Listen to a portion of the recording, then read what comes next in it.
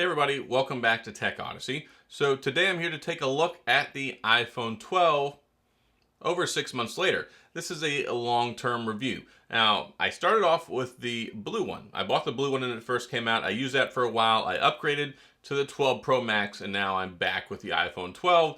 And I was looking at the calendar and realized, holy cow, this phone has been out over 6 months now. It was announced in October, middle of October, early October, and then it went on sale about the 23rd so that we could go ahead and buy them. Of course, the Mini came out in November, but really interesting because they did some things different with this phone, went back to the flat sides, kind of gave it that more thinner appearance. It looks a lot like the iPhone 5, 5S, and otherwise it's pretty much the same, but it does have a 6.1-inch screen on it. It's got the A14 chip in it. It's got a lot of really good things going for it, and we'll see how well it's held up over 6 months, and I want to talk about that.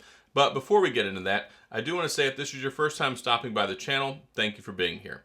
If you watch the videos all the time, you're awesome. Thank you for watching as well. I really appreciate the support. And if you enjoy the video, please hit the like and the subscribe button and the little notification bell if you want updates when new videos come out. Let's take a look at the iPhone 12, 6 months later.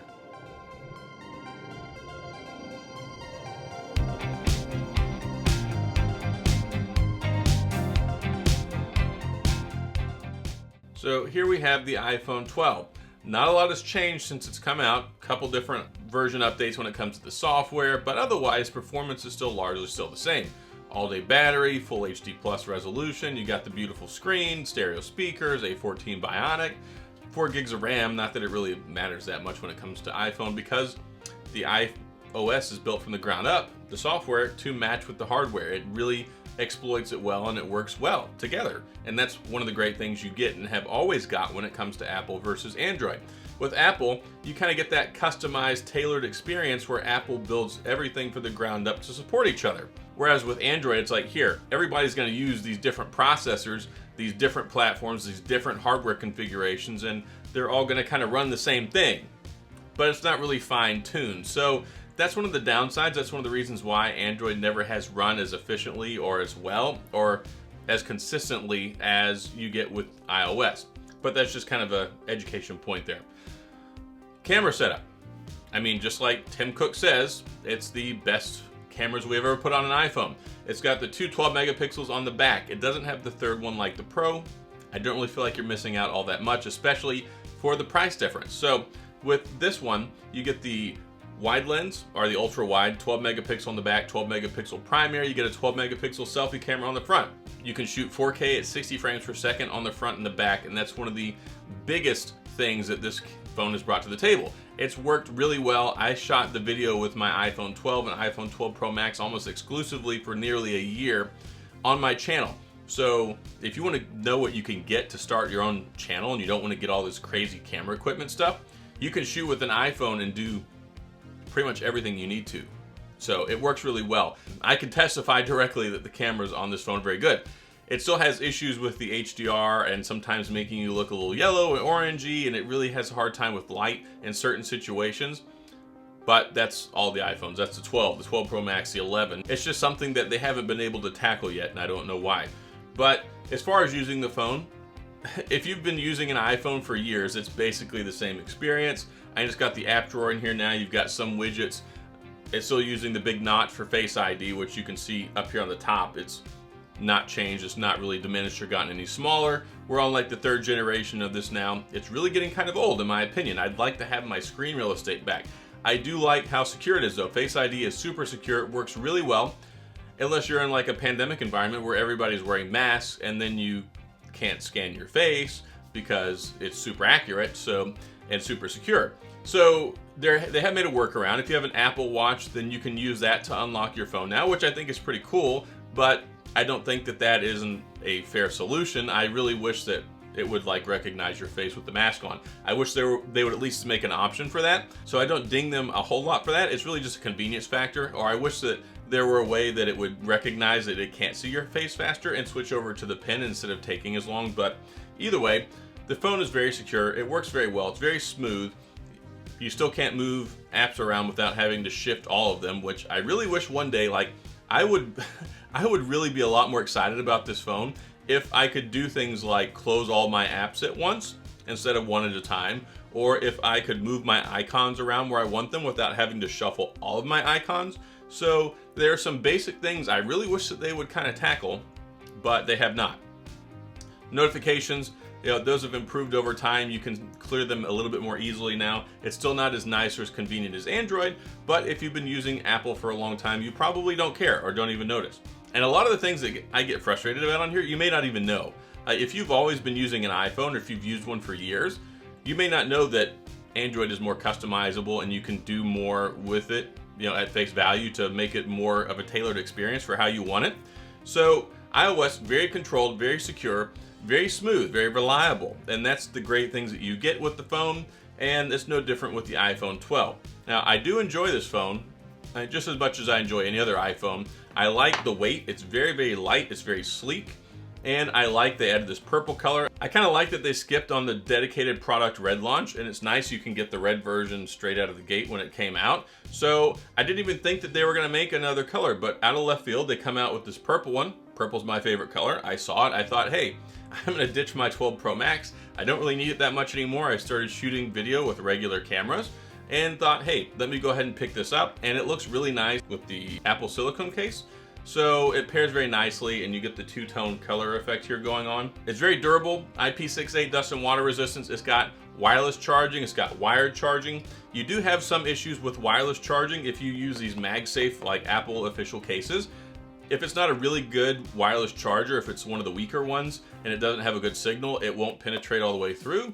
So I've noticed that with some wireless chargers I've tried it on, but a lot of the, especially the fast wireless chargers, they tend to work. No headphone jack, that's been gone for a long time, but you can still use your lightning adapter and you can plug in earbuds that way. And then it has Bluetooth, which works exceptionally well. And then it has the AAC codec, which I think is good. It sounds good, especially if you like to use AirPods. You get the AirPods, AirPods Pro, AirPods Max, whichever suits your fancy, and you can pair them and it works great. You got the AirTags now, which is nice. You got all the Apple services. And that's probably one of the biggest selling points. You get iMessage. Everybody loves their blue and green bubbles. It's very frustrating for people sometimes if they're communicating with somebody who has Android and you can't do the group text, you can't do the iMessage stuff. You send pictures from another phone to this one and it's not on iMessage. It looks all grainy, and yes, that's a problem. The rest of the world, I think, is kind of on the same page now. But it really is something that draws people into iPhone and into the Apple ecosphere. And it's great because you can get on your Mac computer and you can use iMessage. You get on your watch, you get on your phone, your tablet, all that good stuff. So the ability for it to all sync together and to work seamlessly is something that's still way, way light years ahead of what you get with an Android product, even with Samsung and what they're trying to do with One UI. Overall, I enjoy this phone. I'm more of an Android guy, of course. This is not my bread and butter when it comes to iPhones, but I appreciate them for what they are.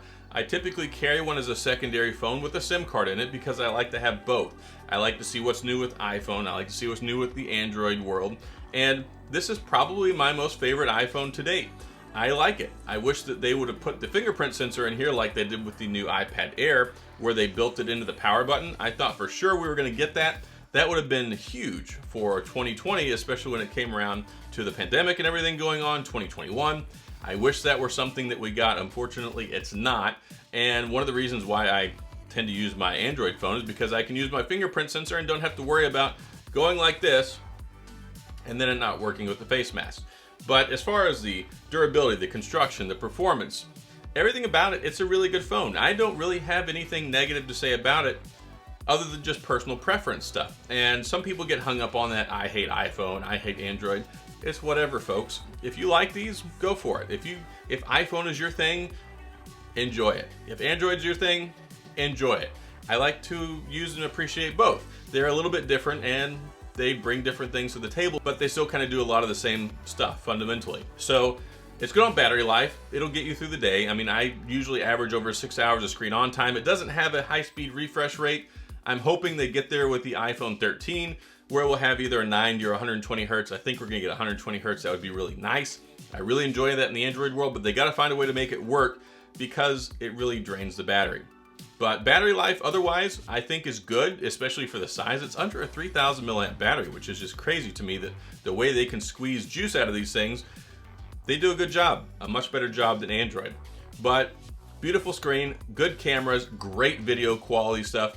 The ability to use AirDrop and send stuff straight over to your Mac products is great too. And if this is something you're in the market for, I think you'll really enjoy it. And if you like Apple products and you're using like an iPhone 6, iPhone 7, iPhone 8, it's going to be a tremendous upgrade. It's going to be something that you really enjoy. And really and truly, I think it's the best iPhone for most people. You don't need to swing up and spend more money and get the Pro model. This does so much of the same stuff. Yeah, you get a couple extra niceties with the Pro. You get the 128 baseline storage instead of the baseline 64 with this.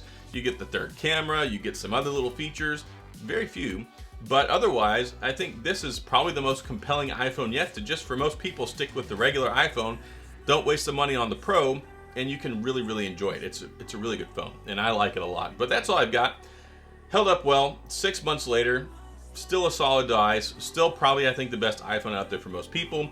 And you can start to get some deals on this stuff. The price really doesn't drop. $799 to get your foot in the door. Most places $829 though. 64 gigs of storage. You really probably ought to spend up and get the 128. So that's going to cost you a little extra money, which is what I paid for in mine. And then of course you can pay extra for additional iCloud storage, which is nice as well. But Apple's done a great job. They continue to do a good job. No real complaints there other than it's just Apple. It's not my favorite, but they do a good job. So that's all I've got in this video. If you have any questions or comments, please feel free to leave them down in the comment section. I will get back with you. If you enjoyed the video, please hit the like and the subscribe button and little notification bell if you want updates when new videos come out. And as always, thanks for being here. I appreciate you watching, and I'll see you guys next time.